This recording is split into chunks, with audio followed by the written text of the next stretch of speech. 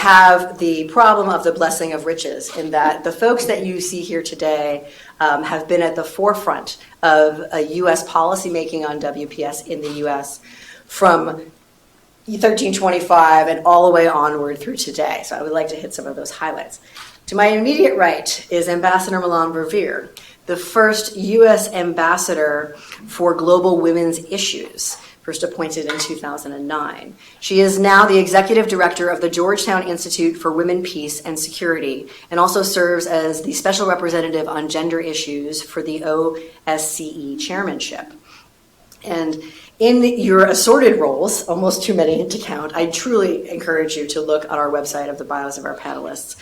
It will make you perhaps feel inadequate. But you have traveled to nearly 60 countries in your work around the world to ensure that women's participation and rights are fully integrated into U.S. foreign policy, into U.S. leadership and development of the U.S. Action Plan, and in engaging in implementation activities around the world and thinking about how the U.S. can help advance these strategies, not just here, but also abroad.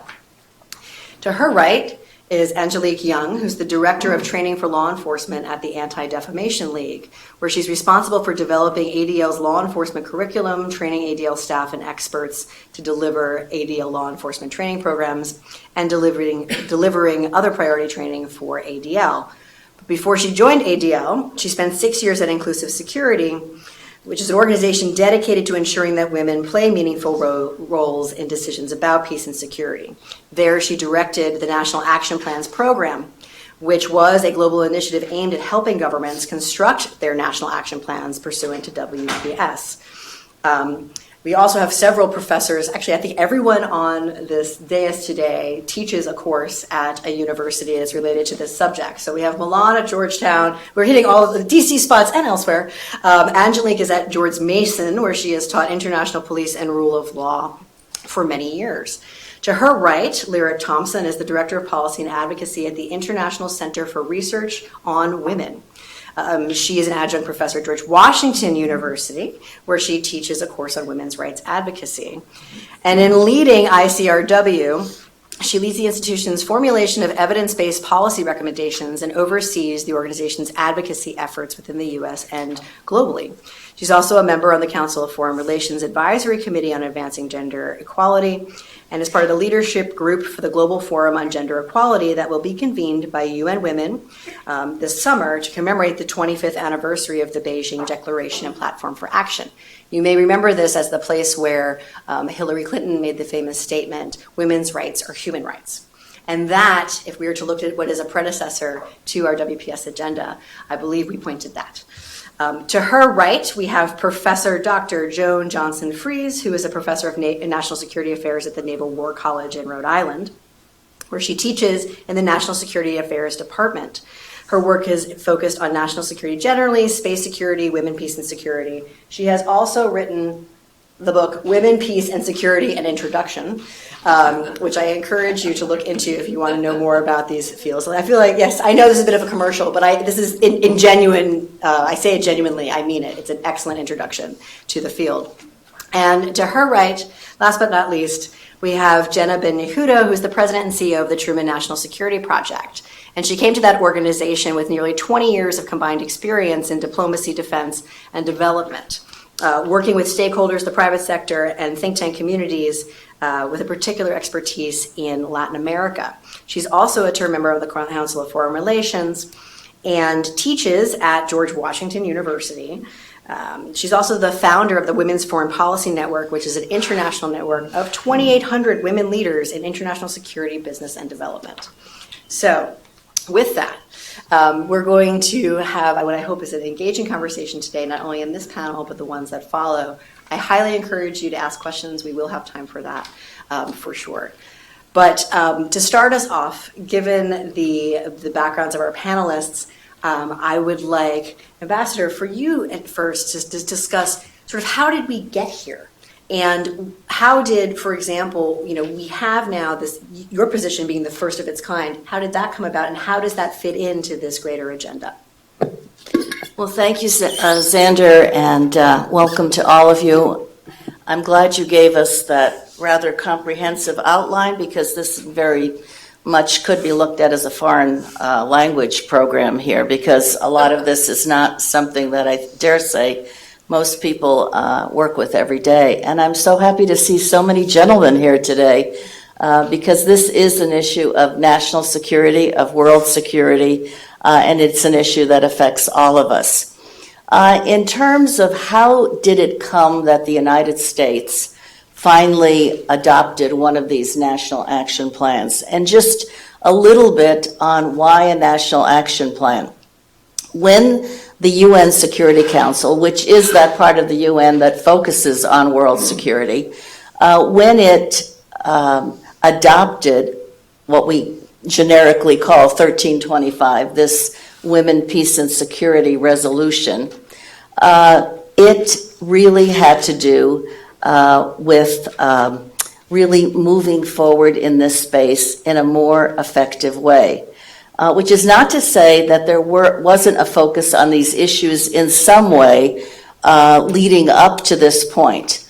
But for the United States, this moment of adopting a national action plan really fell to the Secretary of State at the time, Hillary Clinton, who was very steeped in these issues. In fact, at her confirmation hearing, she pointed out and underscored rather significantly that the United States must be an unwavering voice for women's rights on every continent, that we must promote gender equality in our development and diplomacy work, and that in fact this was about our national security. It wasn't always to be deemed as about other countries. And then to the nub of what we're discussing today, the fact that deadly conflicts can be effectively ended and peace can be best sustained when women are equal partners in all aspects of security. So that's the predicate, if you will, of what this led to, a commitment of, call it political leadership, call it political will. And she herself, going to the historic antecedents, Xander mentioned one, which was the Beijing Women's Conference, which this year we will mark 25 years since women's rights were really chiseled into human rights law. Women are human, women's rights are human rights. Sounds like a very no-brainer proposition, but it took an awful lot of debate over many, many years to reach that point. And at that Beijing conference, a platform for action was adopted. It's a blueprint for women's full participation in their societies, economic participation, political participation, the right to an education, healthcare, et cetera. And one of the key elements of that platform was the recognition that women's participation was essential in ameliorating conflict, in preventing conflict and peace building, as well as recognizing that women needed to be protected because increasingly these conflicts purposefully targeted women, largely through sexual violence, which became a tool of war. So that was 25 years ago. There was no 1325, but that was something that the world who was looking at these issues was very mindful of. And then back to Secretary Clinton, in her years in the White House and as senator, she was dealing with what was happening in Northern Ireland, the end of the Troubles, putting together a peace agreement, the Good Friday Agreement. That agreement had the participation of women at the peace table, officially participating. It's a long story of how they got there, but they did get there and they did have impact. The Bosnian War was in full force, going and sitting with the women who were wondering what happens to them now, where is their future, in a place where sexual violence really was a crime against humanity, the extensive nature of how that was a part of the Balkan War. Afghanistan, even in the earliest days when we were all reading about what was happening to women in Afghanistan when the Taliban were in power, and understanding that when the transition came, we had to focus, if that country had any future, on half the population and its prospects. So by virtue of historical antecedent, that was what influenced her in large measure. So not long into her secretaryship, the Foreign Relations Committee was holding hearings on the DRC, the Democratic Republic of Congo, which is still mired in conflict, and sexual violence is one of the major tools that the combatants use. She went there, saw what was happening, really worked in many ways to try to have the United States engaged in ways that might be productive in trying to end this conflagration, but also went to the United Nations. And Xander talked about resolutions to this 1325 that enhanced it, that put a greater focus on certain aspects of the role of women in peace and security. So in March of 2010, barely a year into her secretaryship, she went before the Security Council and she introduced a resolution. Again, the number was 1888, but it was really about trying to do a better job at preventing and protecting women who were mired in conflict where sexual violence was so paramount. It created a special representative to deal with these issues, and it marked a real commitment on the part of the United States to multilateralism, or a renewed commitment to multilateralism, acknowledging that we were players in this larger arena. And sanctions were also a potential tool that could be used under this resolution. Not that many months later, in October of 2010, she was back at the United Nations, this time to mark the 10th anniversary of 1325, and we are going to be marking the 20th anniversary this year. So think 10 years ago. And we are there to state America's commitment to what 1325 stands for. And prior to her making her remarks before the Security Council, we were going through her remarks, and it basically said that the United States would take actions to fulfill our commitments under 1325. It was rather broad, and that language was largely a reaction to having a lot of civil servants engage in what the United States was going to say, and goes back to what Xander said about, well, should we be using this language? You know, in the Security Council, there was a recommendation that countries adopt national action plans so that they can be more strategic, more committed, and more accountable on how they really realize what 1325 is about. So there were some who were concerned, as Xander said, well, we haven't passed many a resolution or ratified conventions in our Senate because of the 2/3 majority that's required. But the argument against every one of those, from children's rights to law of the seas to you name it, has been we are somehow ceding our national sovereignty. And in the process, she was given a speech that had this very broad language in it. We will fulfill our commitments. And she said, well, wouldn't it make more sense for us to commit to a national action plan that would demonstrate that we would look at ourselves, that we would integrate these issues into our development work, our diplomatic work, and be that much more responsive to this critical need. So what happened as a result was that the United States National Action Plan was announced in that speech, and she made it and moved on with that commitment. She reaffirmed the goals of 1325.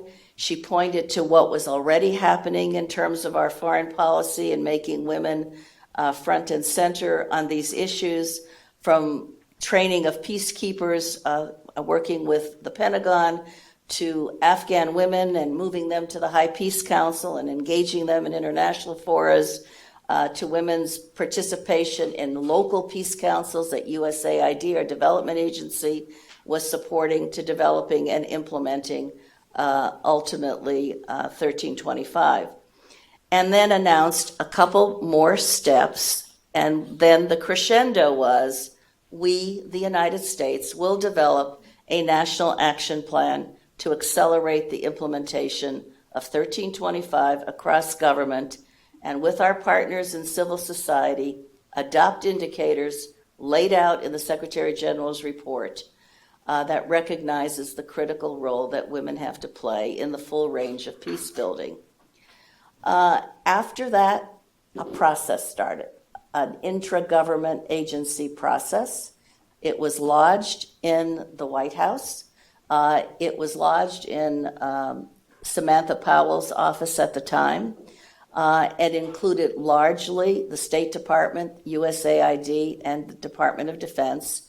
And it took just about a year to develop what became our commitment, our national action plan, and what we could do in this space.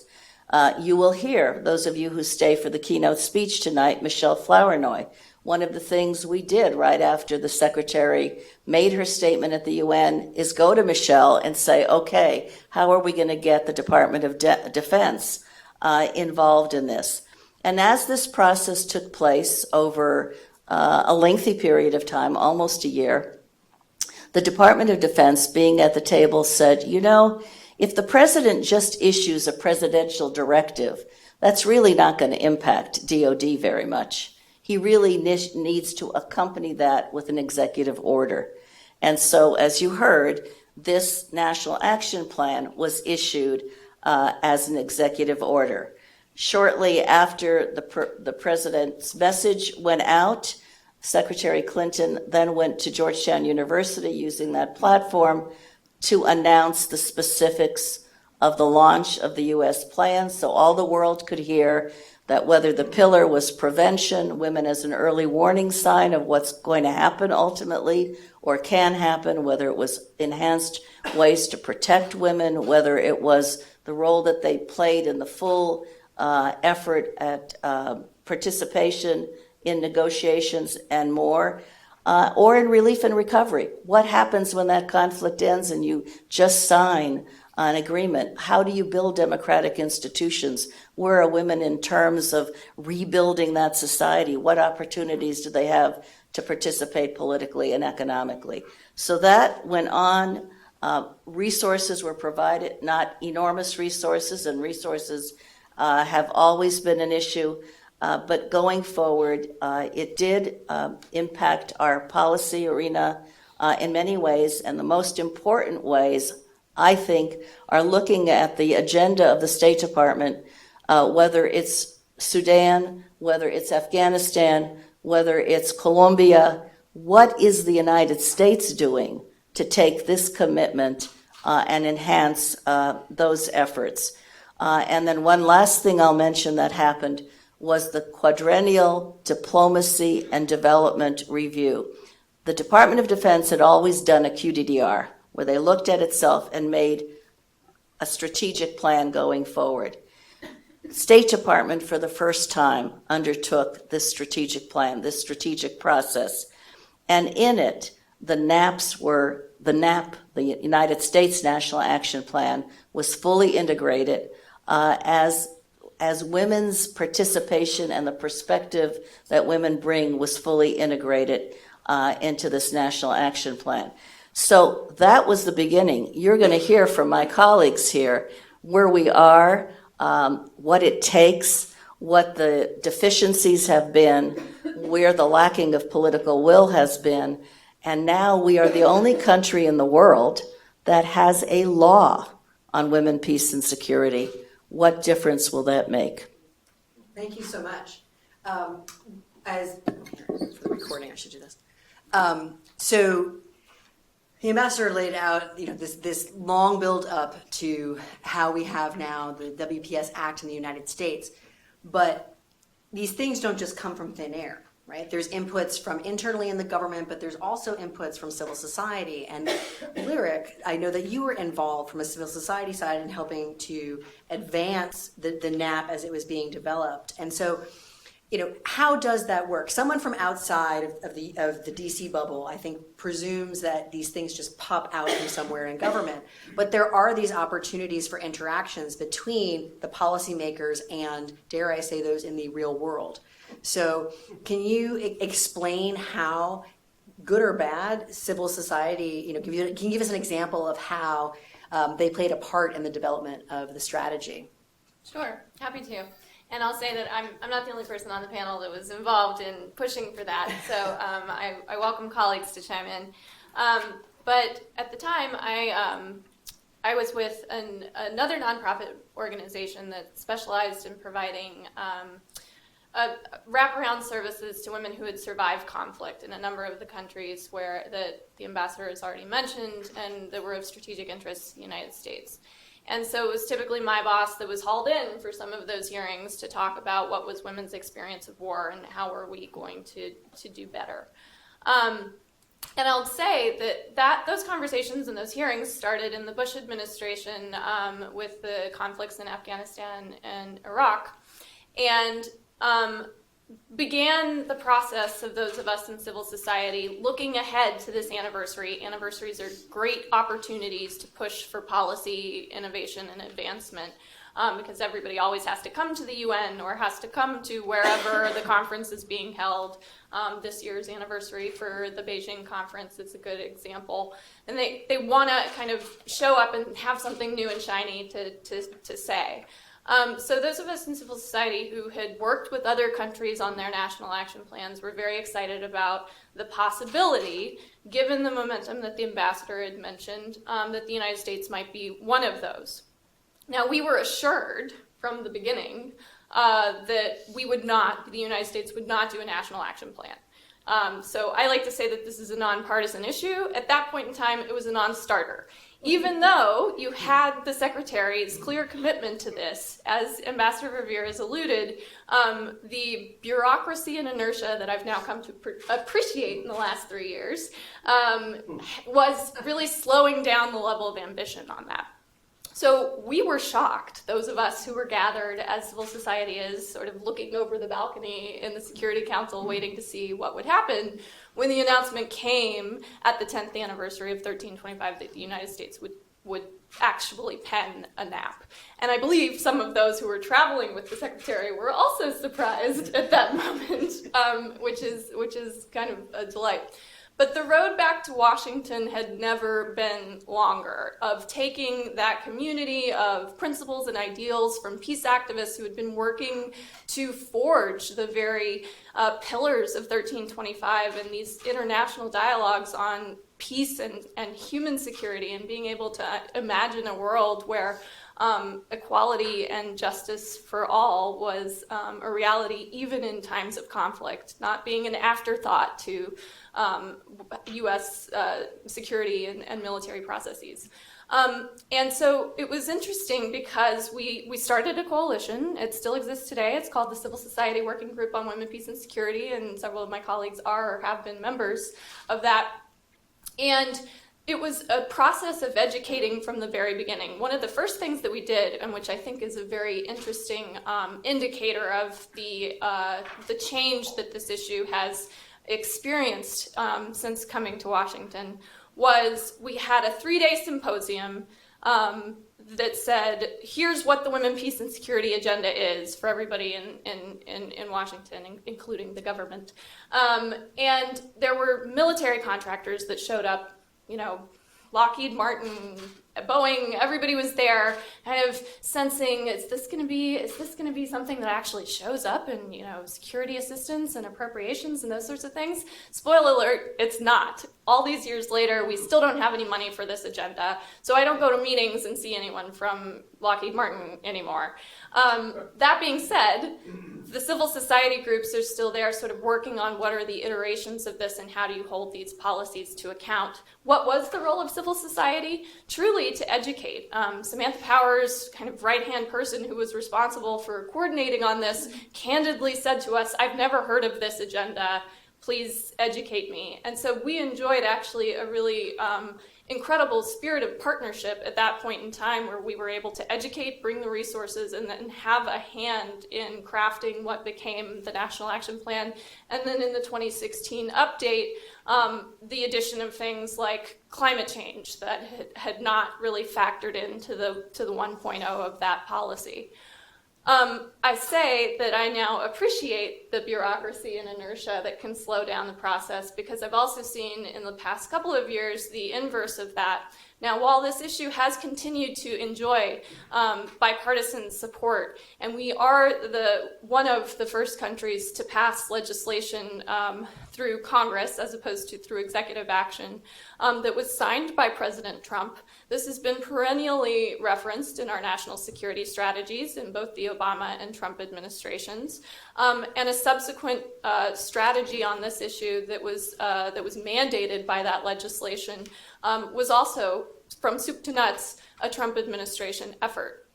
But on the civil society side, what we've seen is that there have been, for instance, members of Southern Poverty Law Center identified hate groups that have been included in the Trump administration's delegations that help advise on policy and do the same kinds of things that we were doing for good in the initial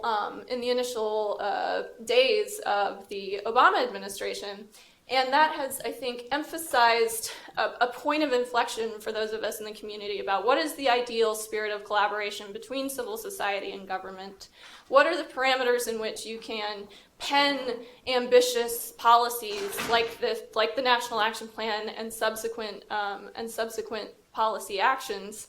But then what are the guardrails that need to be in place to ensure that, A, there's coherence from administration to administration. This issue still enjoys support that, for instance, a subsequent policy that I worked on in the Obama administration on adolescent girls has not enjoyed, because it was so heavily associated with the Obamas and with Michelle Obama's Let Girls Learn program that it came under direct attack in the transition between administrations. We've managed to avoid that with this issue, but I think you can point back to the most recent examples of the Afghanistan peace process where women were not included in those negotiations at all. So we've literally covered ourselves in paper, and we've sat for how many hours in how many rooms and thought to ourselves, okay, how do we protect this? Do we just sit on it and not tell anybody in the transition team that the National Action Plan is a thing? That was a conversation we had. Because at that point in time, the Heritage Foundation had gone through and cataloged every Obama executive order and said, get rid of this, this, this, and this. And the question was, if we hide it in a box over here, does anybody see it? Can we keep it? But then if you're hiding it in a box, you're not implementing it. And that's exactly one of the things that we have to talk about today in the challenges, right? We can have great plans, but then how do we implement it? We can have great ideas, but if no one's listening, will they be heard, right? And so, if we think about what are some of the, in addition to the challenges on message, what are some of the gaps in our National Action Plan? What do we wish we had seen that we don't see? And Angelique, I think you have a perspective on this, given that our National Action Plan is outward facing for the most part, I'm being generous, and you are working inside the United States on some of these same issues that other countries are dealing with. So can you talk about that? And is that a gap? How would you describe that gap in the NAP? I think that's a gap, and I want to pick up on a thread just really quickly here before that, which is to say, looking at it overall in 20 years, and I'm listening to this history and having these flashbacks. I was on the inside working at the State Department at the time the NAP drafting process started, and then jumped quickly thereafter to the outside. And one of the things that strikes me about all of this in terms of progress is, how do we know how much progress had been made if we don't actually talk about it, if we don't have the data? I was working on Afghanistan police reform back in the day from 2001 to 2006. We were working on women's issues in Afghanistan at the time. We were training female police officers in Afghanistan at the time. And so there's a part of me that says that codifying it in the NAP is fantastic, but if we're still there at doing the same things that we were doing almost 20 years ago, that's not very much progress. Add to that the notion that for me, that the U.S. National Action Plan ought only be focused at what other countries do, and I think there's a massive gap. Right, we struggle with our own challenges in terms of peace and security inside the United States. We struggle with our own challenges in terms of the rise of hate and extremism in the United States. We struggle with our own challenges in terms of inequity when it comes to poverty or disaster recovery, relief. We struggle with all of these things in the US just as others struggle overseas. And so to the extent that we have not taken what we know about what works and the policies that we advocate for, whether we're talking about Afghanistan or Sudan or the aftermath of a typhoon, that we don't think about what that might look like in terms of our own domestic policies, I think is a real weakness, both for what we could be doing positively at home, but also what that might teach us about humility in terms of the lessons that we apply abroad. All right, so I take, for example, when it comes to participation, one of the pillars, I do firmly believe, both from an evidence standpoint and also just from a what's right standpoint, that you really need to think about the role that women play in security. One thing that you look at in U.S. law enforcement domestically is women comprise roughly 13% of American law enforcement, state and local, only about 3% of chiefs, leaders, right? That number has been stagnant now for maybe 15 years. Right? If anything, there's some evidence that it's going backwards at this point, that we're starting to see a reduction. That has real impacts for women around the country, whether it's women who serve in law enforcement, whether it's women who survive sexual assaults, whether it's women who survive intimate partner violence. That all matters in terms of that protection mandate that we care about overseas at home. It also matters in terms of how decisions are made about communities, what makes a community safer, how you protect against hate crimes, how you protect against the rise of extremism, how you think about how to provide security resources to marginalized or to communities that one might even describe as fragile. So I say that the fact that we have not integrated in the amount of time that's passed some sort of domestic lens to this, or even at the very least considered the question whether there ought to be a domestic lens, is a real gap. And we are one, I think, of the few countries that has not started to question that, whether or not there should be both lenses to our work. So I think that's a gap we should be addressing. And speaking of people in uniform, Joan, I mean, you are working with the military on a regular basis. When it comes to this gap, how do you bridge that in your work at the War College? I'm going to go back to the bureaucratic inertia theme. I had the pleasure about a month ago to attend a lecture by a woman lieutenant general, so a 3-star flag officer, who gave a brilliant talk. She's a fascinating woman, a great leader, and at the end, a woman military officer in the audience asked a question. She said, "Can you tell me how the Women, Peace, and Security agenda has been worked into your command and your work?" And the Lieutenant General's reply was, "Well, I'm a little embarrassed to say I'm not familiar with this agenda that you're discussing. And I assume it has something to do with diversity, and I'm certainly supportive of diversity. We always like to get coalition views." Now, the fact that we are 20 years into this agenda and a woman 3-star is not familiar with it is unbelievable but not surprising. Actually, the woman who asked the question kind of backed up and she said, "Well, that's not surprising. The implementation plan isn't out yet." And it really isn't surprising. As an example, you can't implement what you don't know about. At the Naval War College, we have a 10-month master's program. While the students are there, they go through 3 departments, where in each department they read hundreds of articles on a variety of topics. For the first time next year, we will include 1 article on women, peace, and security. 1. And we're not alone. In fact, I think we're groundbreaking in offering 1. There are, at some of the different military institutions, there are electives that deal with women in the military from a historical basis, or even touch on women, peace, and security. But that means maybe 30 students of the hundreds that attend in residence and the thousands that take these courses on a non-resident basis have no exposure. So it's not just possible to graduate from military education without hearing about women, peace, and security. It's probable. So an expectation that an officer would know about this, it's not unreasonable that she wouldn't.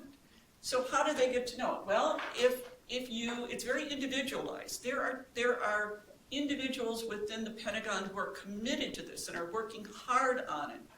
But unless they've come across it on some basis, whether working with women who are working with special forces in Iraq or Afghanistan, or in some other venue, it's entirely possible they just simply don't know about it. Now, there is action being taken now, consequent to the 2017 Women, Peace, and Security Act.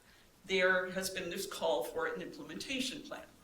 The Defense Department implementation plan was due in September of last year, and it's going to come out any day now. And it's going to be coming out any day now for about 6 months. Again, we now have activity. People at different commands have been appointed as a Women, Peace, and Security lead. Those individuals, some of them are very committed, some of them have absolutely no background in the topic or interest, and it's collateral duty. We don't have a champion. We don't have a very high-level champion, which is needed.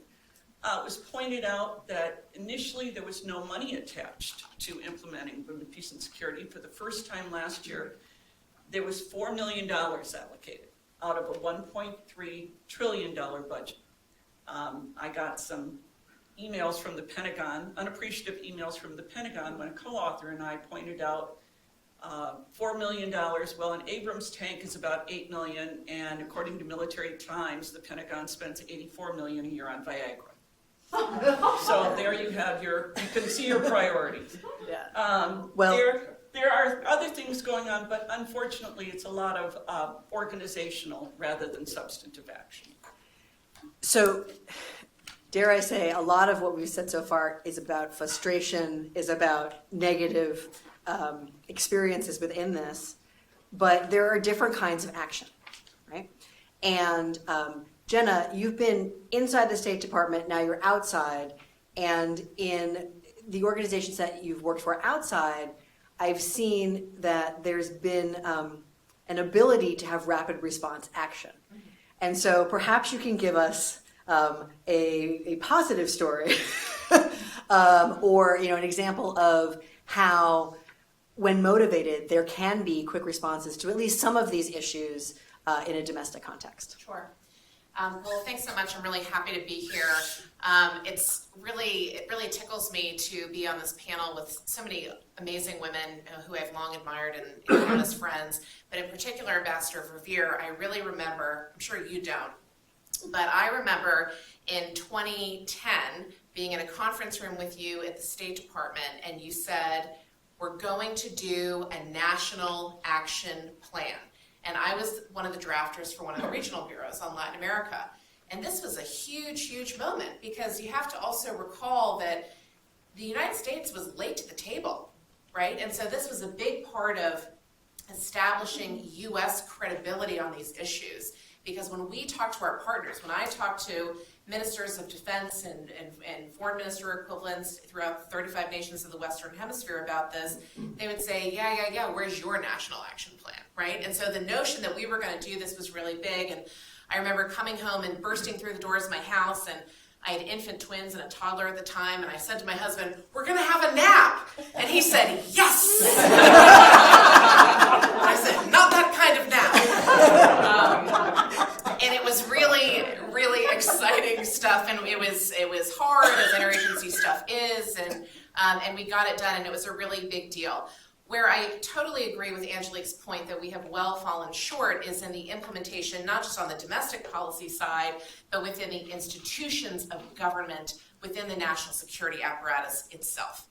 And you can take, within these 4 pillars, a look at participation, for example, and see that only about 30% of senior leadership roles are held by women.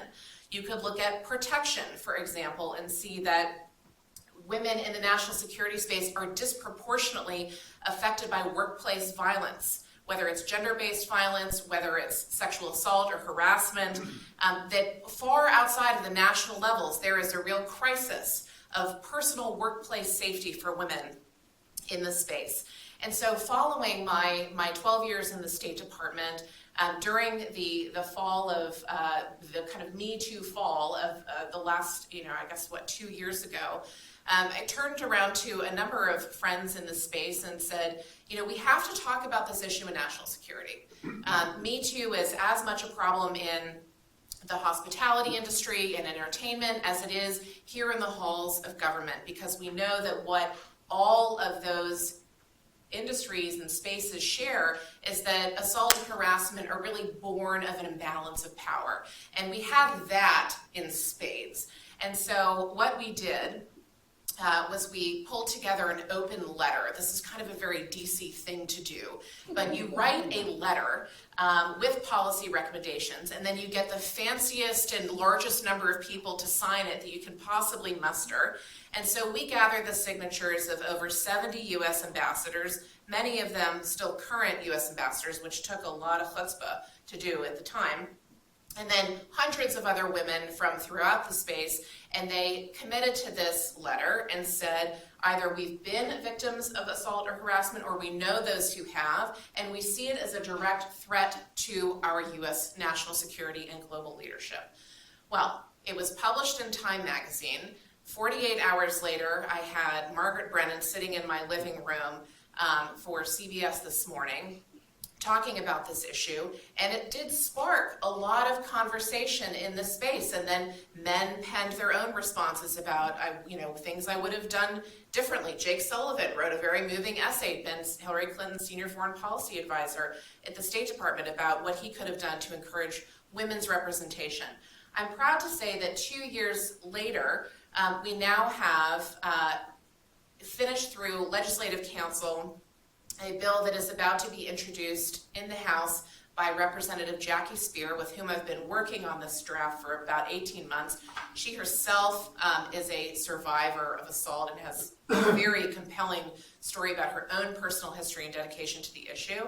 And this is an oversight bill called the SHAPE Act that in particular will address protections and guarantees for women at the Department of State to address transparency and accountability for sexual assault and harassment. Nothing like that currently exists. There is a backlog in excess of 18 months at the State Department. If you file a grievance about sexual assault or harassment, 18 months before you might get an initial conversation.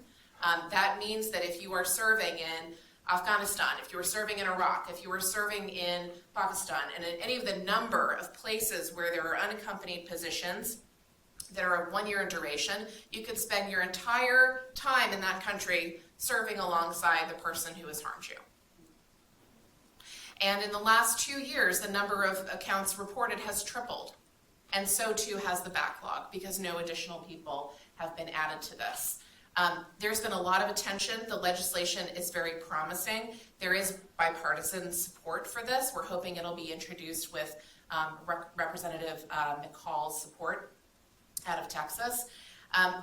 But there is work to be done, and there were a lot of people who were willing to use their voices to galvanize attention to this. It has sparked, I've lost count, 60 to 70 news articles, investigations from public integrity and a number of other groups, Washington Post, we've talked to many others. They're looking at pay inequity at USAID. There's now a class action lawsuit pending because all of the USAID Foreign Service officers who were women were making less than their male counterparts, all of them. At least they're consistent. And again, the legislation, we brought dozens of women before members of Congress to tell their own stories. People were aghast, not realizing the full impact on so many people's lives. It has changed the way people, interviews are conducted about exiting the Department of State and other federal agencies, why people are leaving. It calls for accountability and transparency. So there's a lot of work that can be done at a time when there is not top-level leadership on this issue, and there is a lot of space for civil society engagement and advocacy on this. Just the tools look a little bit different in this environment. I mean, so much of what you've all said is that there is a struggle in the slowness of bureaucracy movements, but also we have a situation where the United States has do what I say, not what I do, right? And here we are in our glass house trying to tell other countries what they should do, but to your point, Jenna, we don't have our own house in order. Right, and the good thing about working with a slow and flat-footed bureaucracy is that you can beat them at their game. Because when you put something out in the press and you say, at 2, and your response, and they say, humana, humana, humana, Washington Post gets really excited because it's not a good look. And so that has been part of the, I think, urgency on the part of lawmakers is seeing government's inability to respond to this stuff. So then my challenge to each of you, and we'll call this the rapid fire round, is who's doing it better?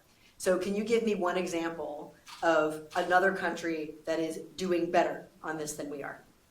Well, if you look at the data that's collected in terms of gender gap and in terms of effective national action plans, it's the Nordic countries. Mm-hmm. They are real leaders. They're developing women mediators. They're really engaged around the world, being above their weight, punching on why this is a serious issue and playing a leadership role in multilaterals. Excellent. Angelique. I'm biased, but I love the monitoring and evaluation plan and the comprehensiveness of the Jordanian National Action Plan. Okay. Lyric. Make America Mexico again. Mexico just became the third country to launch a feminist foreign policy. So in a nod to your feminist frame here with your title, the innovation that Mexico has done, in addition to being the first southern government to do one of these, it started with the Nordic country, with Sweden in 2014.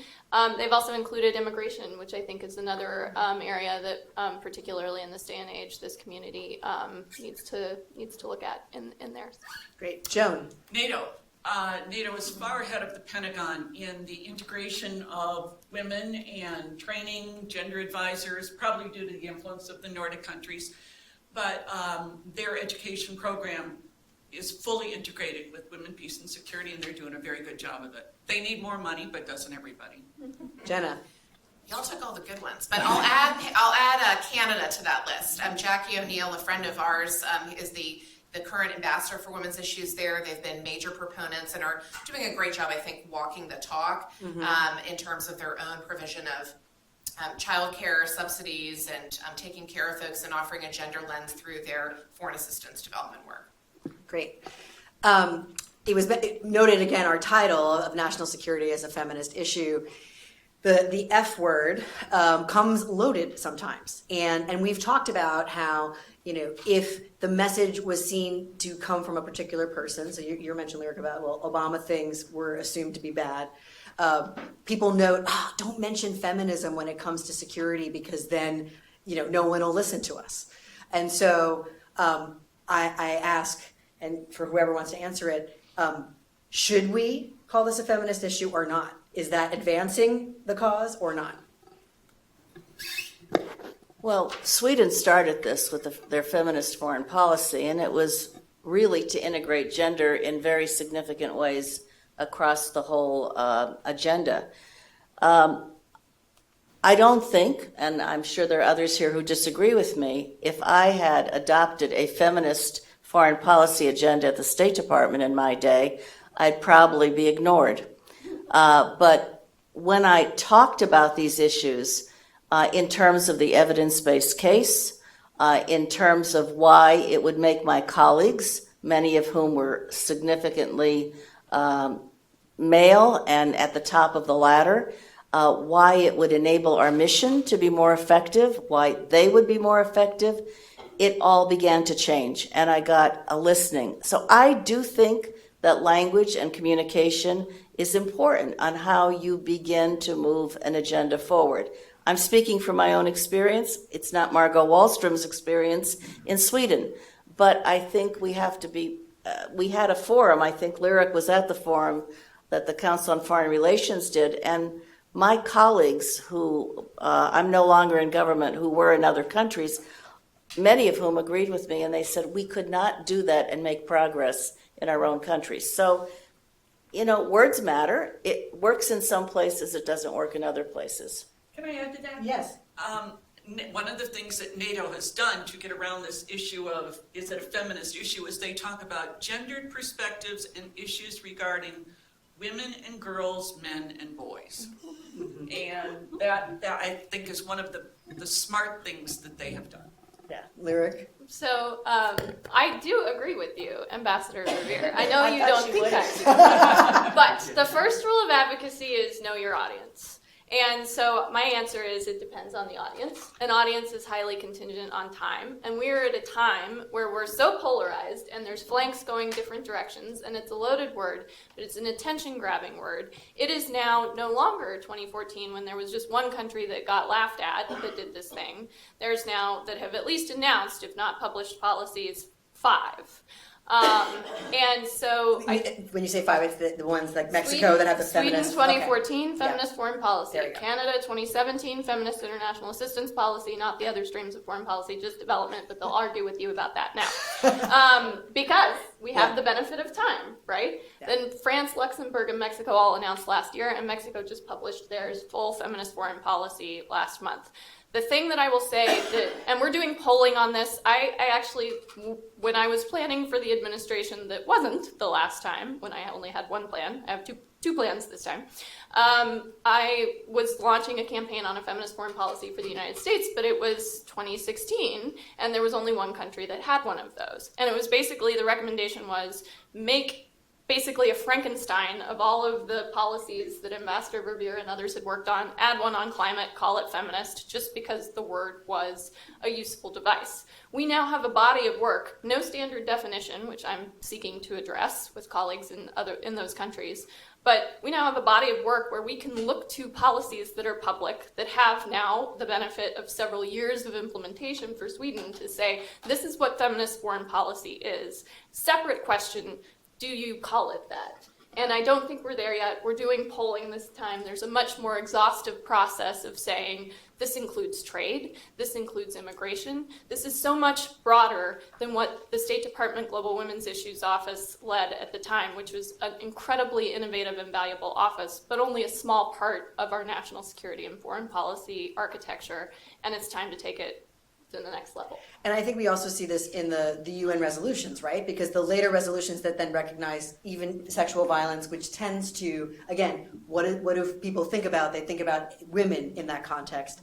There is men as well who are affected by it. And I see Lyric is very eager I'm to sorry, respond to the this. other thing that I forgot to say about that is we also have the benefit of knowing how much language can reinforce a gender binary that is exclusive. And I think that where we are plumbing with the use of the word feminist, this is helpful kind of history in the development world. We started with women in development, which was just basically what's going on with women. Then it was gender in development, which is how is this impacting everybody across more of an equity lens. It's not a zero-sum game, but yes, let's talk about men and boys, etc.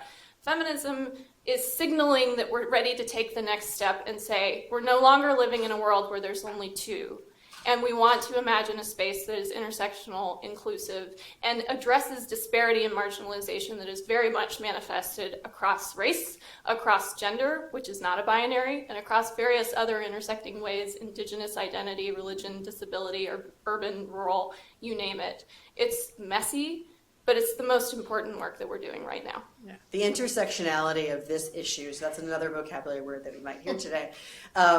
But it's very important, and you see the different approaches to that reflected, I think, in different, not just the action plans, but the media materials that countries release. I was looking at the Australian guide that they published this week, and they have a whole section on we're using gender, not women, right? And they explain at least how they're defining gender in the context of this space. Another country may not even mention that at all because, to your point about audience, that changes how we approach the question. So it's time for questions. Can I just make one other point, because it's a real pushback today, Yeah. and that's on the word gender, believe it or not. We're going to mark 25 years since the Beijing Women's Conference 25 years ago, the big opposition on the part of the opponents of that conference was that 5 new genders were going to be created. And so it was anti-family, it was anti-traditional values. If you look at some of what's happening in different parts of the world today, there is pushback on gender. So these nationalistic, populist governments that are proliferating are making their point. Don't have an Istanbul, don't ratify a convention on violence against women because it is about gender, and that is contrary to our values. So they'll say, oh, we're all for women's equality, but don't use the word gender. So we now have to deal with another layer of pushback that in many ways is consistent, may have gone underground for a while, but is now back in full force. So I know that we can all keep talking to each other, but the audience wants to talk to us. And I promised 15 minutes for questions. So we have, and Claire wants to have the first. So we have a microphone that's going to go around. And I just ask that when you ask a question, wait for your microphone so that the live stream folks can hear your question. I really want to let the students from my class who are here ask questions. So I want to turn it over to them in just 1 second if I can, and the next one. But since the question I was going to ask follows on Ambassador Brevere's last point, let me just start with that, which is how has, in the U.S., the push around and controversy around transgender identity in the military affected the implementation of WPS and the increasing women in national security and in the military? Can you talk a little bit about that dynamic? On the transgender piece? Yeah, I can't speak to that as knowledgeably as Joan might. They're just It hasn't nowhere come near up. that. Again, we're talking about who's got the lead for turning in data next quarter. Substantive issues, and even education, they're just not there yet. But is there an impact from the controversy in the U.S. Sort of? Not that two I'm aware of. issues No. intersect at all? No. Can I just add something? This is a place, just because I'm going to get on my soapbox. This is a reason why we need a domestic lens to the National Action Plan, because at the end of the day, there's an epidemic of transgender women of color being subjected to violence, right? And so our inability to actually service their needs and do outreach in a meaningful way and offer the kinds of protections that they need, I think is a very it's an astute illustration of the gap of not having a domestic lens to this. Not just about what we address in our own country, and some of that I think is coming from the conversation that you see around this and that controversy. So the students, we're going to take questions 2 at a time. And if you have a particular panelist in mind, name them. Otherwise, we're going to go for a free-for-all. So students, I see a hand in the back. Yes, hi. This is more. Oh, sure. Nathan Gill, I'm a 2L here at Penn. So my question is, with the recent potential passage of the Equal Rights Amendment, I mean, it's a little unclear, but is there any discussion of that and how it might impact these issues, particularly, obviously, in the domestic sphere? And next. Hi, I'm Rebecca Wallace. I'm in the same class, 2L. And just sort of to get back to something that the ambassador had just mentioned at the end in terms of whether the politics of calling it about women or calling it about gender, I would just be curious if you have a perspective on when you're trying to sort of move the dial on these things, if you find it more productive to work within a sort of binary framework and pushing what people are comfortable with to even get to where we were supposed to be 20 years ago, or if you find it more helpful to push that envelope and be more intersectional and think about gender as more than a binary. Thank you. Would anyone like to field the ERA question? I will. Okay. As I think most of you must know, we finally, very belatedly, reached the requisite number to ratify the Equal Rights Amendment. Unfortunately, it's past the statute of limitations. So now the big debate is whether or not the statute of limitations can be changed so that we can actually have an Equal Rights Amendment in the United States. But as I was coming here today, and this was perhaps the first incidents that I've seen, I was reading some news clips about the fact that the opposition has already started to ERA, and it's very familiar. It's the same arguments we heard 15, 20 years ago. So how that impacts everything else remains to be seen, but many of the arguments that were rendered in the past on this whole platform of issues probably will rear their head if this gets serious. And it's been said about the implementation of the ERA, some of the same arguments that have been used to not institute that are the same arguments that we've heard as to why the United States is not a party to CEDAW. And there was a lot of concern that CEDAW might actually make an ERA of sorts for the U.S. So it is tied to our international commitments as well in that context. And just so you understand that, we are one of 3 pariah nations that hasn't ratified the Convention Against Discrimination Against Women. Just 3. So to the second question about vocabulary and when to push the envelope, or are we pushing by using certain vocabulary? Who would like to address that? I mean, I think you gave a great answer. I will add in as somebody who does training on issues of bias where vocabulary is really important. And I think there's a point at which, yes, you want to welcome people, you want to bring them to the conversation, you want them to engage in the conversation. However, there is also a point at which you have to be responsible to your own values and ethics and everything else. And so for me, when we have this conversation around gender, you have to allow, for me personally, I have to allow in those conversations that it's not binary, because it's not. And so if I'm having a conversation, if I'm in a training room, if I'm in an environment, I have to talk about it from that perspective, just like I have to talk about sexism or racism or any other isms or phobias. I think when it comes to advocacy, on the other hand, and you're just starting out the road, it is a different conversation. How I talk about these issues now is not the same way that I talked about them when I was in the State Department running police programs back as a 24-year-old. So I do think there's a time and a place, but I think once you get to a point in your career or in your zone of privilege that you have it, you have to use it, or you're not really being an ally. Okay, more questions. So the gentleman in the front, if we could bring the microphone up. Up here, first row. Yeah, thank you. It's always seemed to me if there was some female heads of state in 1914, you would have had World War I. So I'm wondering, I guess, directed to Lyric, what is the women's foreign policy that you refer to? You want me to go? We're taking And we'll take a second question. So, with the hat, yes. Hi, I'm Ryan. I'm also a student. I'm an undergrad here. I thought it was interesting that you each kind of touched on the model value that some, like the Nordic countries, Canada and Mexico, like the model value in their implementation of WPS initiatives. I was curious as to what degree there's communication with some of those success story nations, and if so, like what kind of tidbits on how to successfully implement those they've given. Well, those two questions actually connect in some ways, because if the Nordic countries are the ones with the feminist policy or feminist foreign policy, then how did those connect? So I know Lyric is eager, but I see Jenna writing on her paper. So perhaps Jenna first. Sure.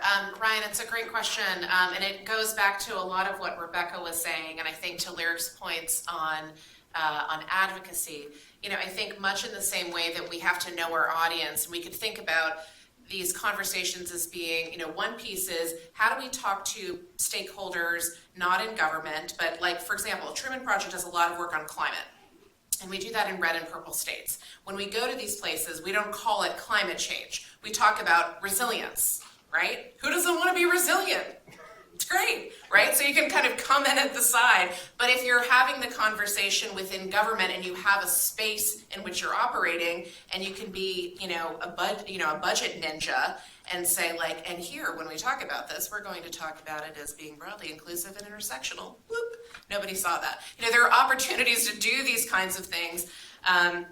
But it really matters where you're sitting. To Ryan's question about the Nordic influence, I think the same is true within the United States. It's not entirely dissimilar within the halls of government. You can't always just walk in and say, well, Sweden does it this way, and look how well that turned out, right? I mean, you also have to find what is going to electrify and animate these audiences. So when we've talked to Department of Defense, I talk about women's inclusivity in leadership roles as being an element of readiness. That is a term that the military understands, right? So we talk about capabilities, about increasing our capabilities, our warfighting potential, how to protect our warfighters, how to ensure more durable peace. I mean, I think there's a real lesson in adopting vocabulary. We want to distill those lessons and leverage them to the best extent possible. But I think we would, not be off to the races if we started conversations with, Sweden does it this way, because the United States, largely speaking, is not particularly interested in what a lot of other countries are doing necessarily. And so I think it can be much more compelling about what kind of outcomes it generates. But these are all kind of turns of language that get to, I think, Lyric's earlier point.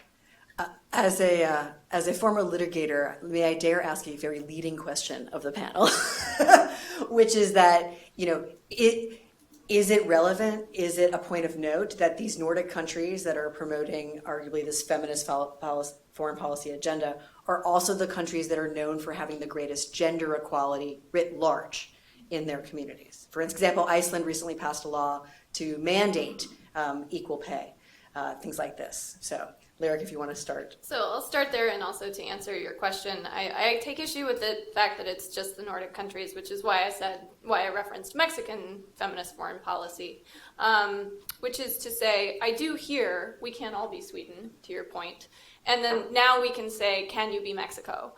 You don't have to have enormous sums of money to do this. You can do the following. So I will emphasize this is my evolving definition in collaboration with partners, because there isn't one. There isn't a common definition of what feminist foreign policy is in the handful of nations that we've seen it. But for us, it means recognizing and seeking to address the ways in which foreign policy has traditionally been about national interests, turn that on its head, and put people, planet, and peace first. And to do that in a way that is implemented coherently across all streams of foreign policy, as opposed to in the so-called soft streams of development aid, where a number of these ideas sort of first got their traction. So that means in your defense and national security policy, that means in immigration, it means in trade, where we've actually seen two non-Nordic countries lead the way on that, Uruguay and Chile, in the first trade agreement that ever included any language on gender equality. It's not in the binding chapters. So then the third piece of that is accountability. How are we lining up personnel actions, budgetary resources, and public and annual reporting on what outcomes we're seeking to do differently? Can I add a point about Yes. the military? The Nordic countries do set a lot of very positive examples, but they aren't without their problems.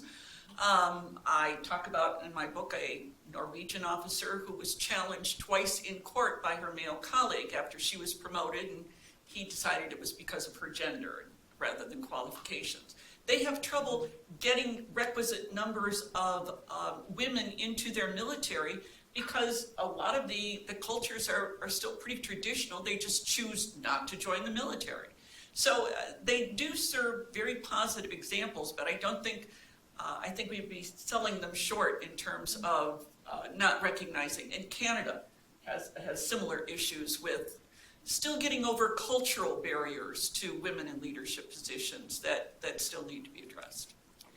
Well, to answer your question, Xander, no country in the world has closed the gap between men and women in equality. So whether you're Norway or whether you're in the Middle East, some are closer to doing it, others are farther away, but we still have a long road to go. So there is no 100% perfect place. Also, I think we do an annual index at Georgetown, which we began 4 years ago. It's the first ever Women, Peace, and Security Index because it looks at the dimensions of women's well-being. Not just inclusion, how are they politically participating, economically, et cetera, but also justice, discrimination, what does discrimination do to that well-being, And security, do they feel safe? And it's interesting when you look at these rankings of countries that you can have a best in region that is pretty darn good for the region, where one country will be a standout and the others may be at the bottom, but a country has proven you can get there. So I think we shouldn't dismiss, well, that part of the world, South America, for example, can't get to where it needs to go, because there are many, many examples of being top in region. And then to what Jenna said about these shared experiences, wherever they come from, I think lessons learned are really important, no matter where they're happening, where you can, there are going to be cultural differences, there are going to be other differences, but where you can take the essence of what is happening and replicate it and in other places. And I think that's one of the best things we can do in this field today when we're creating the evidence-based case, is to demonstrate how this does make a difference and how it's made a significant difference in myriad places. And so I think those kinds of shared values, shared experiences, lessons learned, and proving the case, in essence, will turn what is not the most exemplary progress of any public policy issue into something that might just make its way more significantly in the years to come. Thank you. When you talk about top in region, when usually we ask people, well, what country has the largest women's participation in government? It's Rwanda. That's not just top in region, that's top in the world, right? So, as much as we talk about the Nordic regions or what have you, those are not where all of the good examples are. The good examples are found everywhere. We are scheduled to finish. If someone has one very short question. Paul. Okay. Question is, I'm interested, nobody's mentioned Israel, which historically has had a significant presence of women in the military and some women in national leadership. Did you forget, or are they not an exemplar of where we want to go with this? Who would like?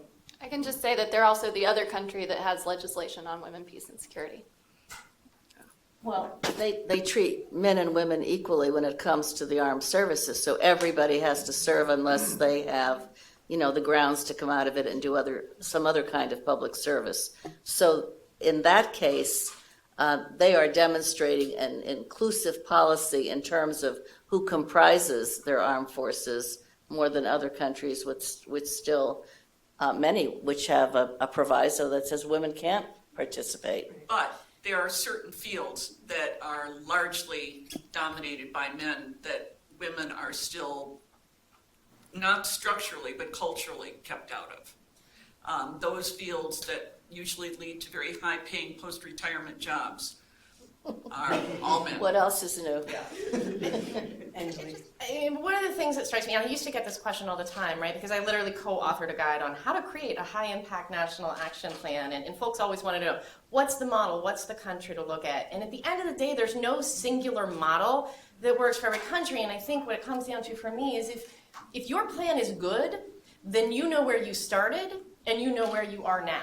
And that, to me, is what most of the countries who have national action plans aren't really able to say. The U.S. included in that, and many other good examples as well included in that. That's what we're not able yet to say, because we're not doing a good job of saying, well, where were we? What data do we have about how much of our foreign assistance budget was going to X, Y, or Z, or how many women were in our police force or military or leadership roles, and where are we now and where do we want to be? And so rather than having us focus on which is the best example, because there are a lot of great examples depending on what particular area you're looking at, I really want us to start looking at, well, where are we now and where should we be? And how are we going to not just do the activities that get us there, but how are we going to measure and account for those and put that information out there? Right. So thank you for that. And it's a great segue to our next panel, because as much as we've focused mostly on the United States today, here, we are just one of 190 countries and, however many hundreds of cultures that are affected by WPS. And we'll look at a few examples in particular in our next panel. But again, these are just small examples of the global issues. So with that, please help me thank the panel for your wonderful discussion today.